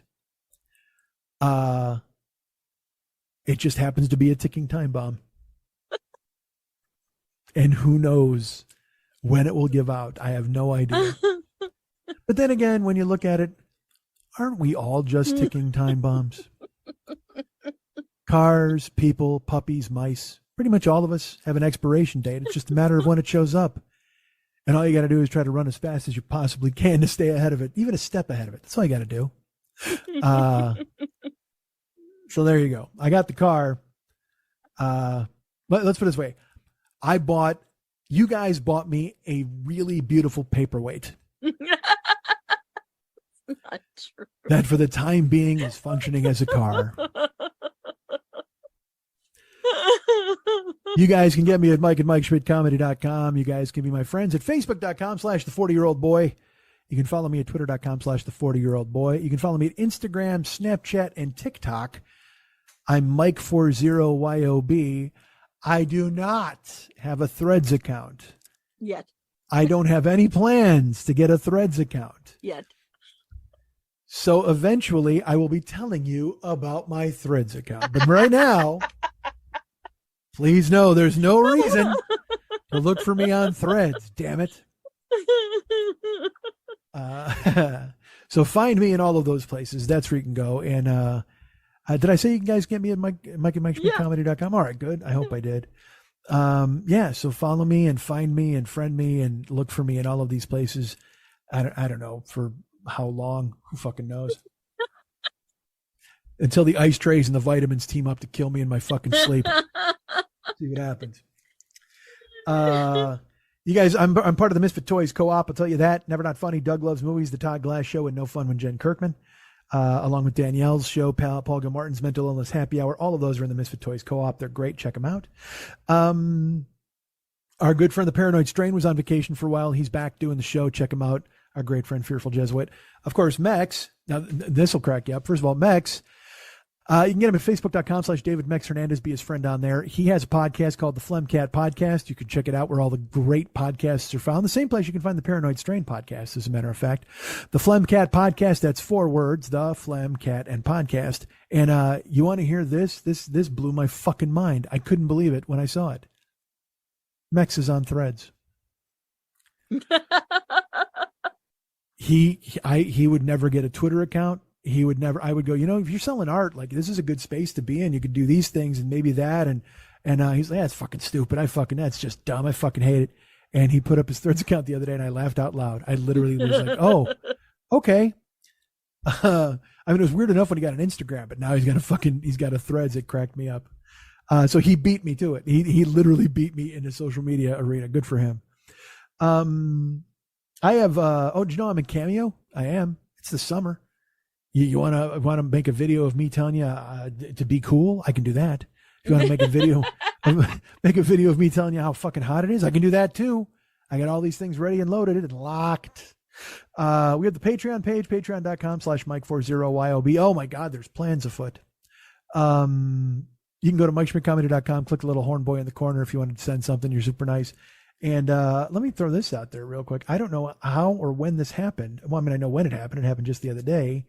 But I want to thank specifically a gentleman who reached out. Oh, fuck me. God damn it. I'm trying to do my phone. I put it on airplane mode because I don't want anybody to bother us. Who the fuck's going to bother me? Nobody. Let me check here. Go over here and then here. Where is it? Nick Garcia is obviously a listener and friend of the show. And Nick Garcia sent me a gift, like a nice thing. And I don't know, he sent it to me through Venmo, which is weird. Like, I don't know. I don't give my Venmo out. And he just said it was in appreciation, which was incredibly nice. So thank you, Nick. The only thing I could think of was, I don't know. I mean, I don't give it out. Good for him. He looked me up maybe or something. Because I'm not going to give out my name on fucking Venmo. Anyway, so thank you, Nick Garcia. I wanted to specifically thank you for reaching out because that was a super nice thing to do. I'm on Cameo, like I said, if there's birthdays, happy birthday, America. It's a little late, but I'm sure America would still appreciate the sentiment. Whatever you want to hire me for on Cameo, please go ahead and do that. It would be terrific. Also, as I mentioned, I got Patreon. And look, I'm just going to say this. I have youtube.com/the40year-old-boy. And that's where you can find this show, all the archives. Not for this new one, and next week's I don't think will be up for a bit because our friend KC he's in the fucking jungle. Like, he and his daughter went to Ecuador or some bullshit. So good for him. He's having a great trip. And eventually he'll post these particular episodes to YouTube. Not that you care or whatever. And I'll say this. Twitch.tv/the40year-old-boy. Hey, we were going to be back on July 3rd. And we weren't. And at this point, I'm a liar. I know you guys are like, fuck. But it's just, I'll be there. And I'll be in the Discord and I'll be active and tell you when it's going to go up. Yeah, it's embarrassing to even bring it up, but twitch.tv/the40year-old-boy. You're super nice to think of me. I do appreciate it very much. And we'll be back up in streaming games soon. Please don't look up the word soon in the dictionary. All right. And that's it. Lily, you got any plugs? You want to plug anything? I will be at the Golden Legends Champion Challenge August 17th, 18th, and 19th, I think it is, or 17th, or 18th, and 19th, 20th in Las Vegas. You're talking about the GLCC? GLCC, yeah, you can find that. I will actually be teaching a class there called Ask Lily. And those tickets will go on sale soon. And that is a class where anyone can come in and ask any questions about the entertainment industry, podcasting, anything that relates to being in the entertainment industry. And I will help you solve problems. It's the only class I like to teach anymore because it's the only class that challenges me. Nice. Well, good. So that's where I will be. And then I will be back there in October seeing Dita Von Teese because she's opening a show at the Horseshoe, which used to be Bally's in the Jubilee Room. She is bringing back all of Bob Mackey's costumes and doing a burlesque show. So go look that up. It's not even my thing, but go look that up. It's pretty cool. All right. Sounds good. And all right, this should go up Tuesday. No, is today Tuesday? Today's Tuesday. It should go up tomorrow. Right. It'll be up tomorrow, Wednesday. And then no, today's Monday. We recorded a day early because of my fucking schedule. Okay, so this will be up Tuesday morning for everybody if you're hearing this. And then there'll be another one later this week. I don't know what it'll be. Who knows what it'll be? I don't know. I sit here and I think of things and I make plans and I manifest stuff and I wonder, well, what about this and what about that? And I will tell you, there's nothing that drives me crazier than people on social media who are like, hey, if I started a podcast, would you guys listen to it? Just fucking do it. Just fucking do it and shut up. And then realize that no one will listen and then fail and then stop. So I don't want to. So whatever, I have ideas. You don't give a shit, and nobody does. But I will close with this. Soup is soup. If you order a soup, it goes in a bowl with everything. Everybody goes in. I don't want to choose my adventure soup. I don't want a soup puzzle. I want liquids and solids within a structure that I can eat with some sort of spoon. Take that to heart, soup lords. We'll see you. Thanks, Lil.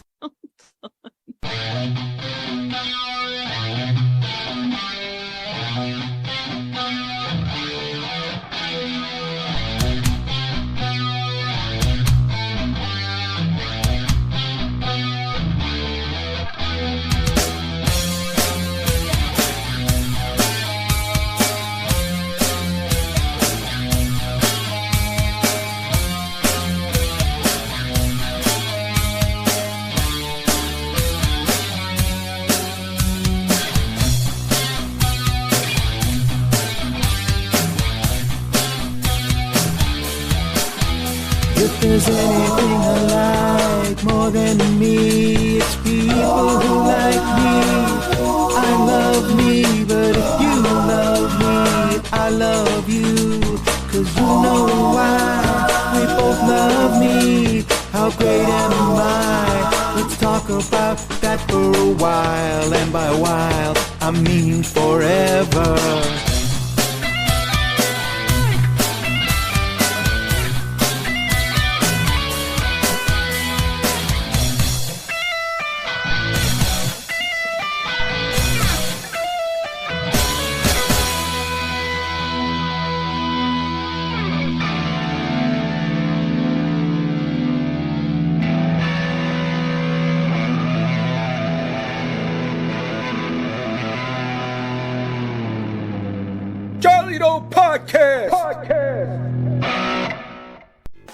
Hi there, I'm Jimmy Pardo, host of the award-winning podcast Never Not Funny.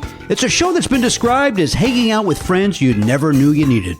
Well, each week I get together with my co-host Matt Belknap and great people from the worlds of comedy, Broadway, music, TV, movies. You get the point. Hey, Matt, give me some examples of who we've had on. Oh my God, Jimmy, we've had comedy legends like Conan O'Brien, Amy Poehler, and Sarah Silverman, Hollywood royalty like Rob Reiner and John Hamm, and members of classic rock bands like Styx and Kiss. Hey, Never Not Funny's been around since 2006, so we must be doing something right. So why not join our nonsense each week? Never Not Funny, the fastest hour in podcasting.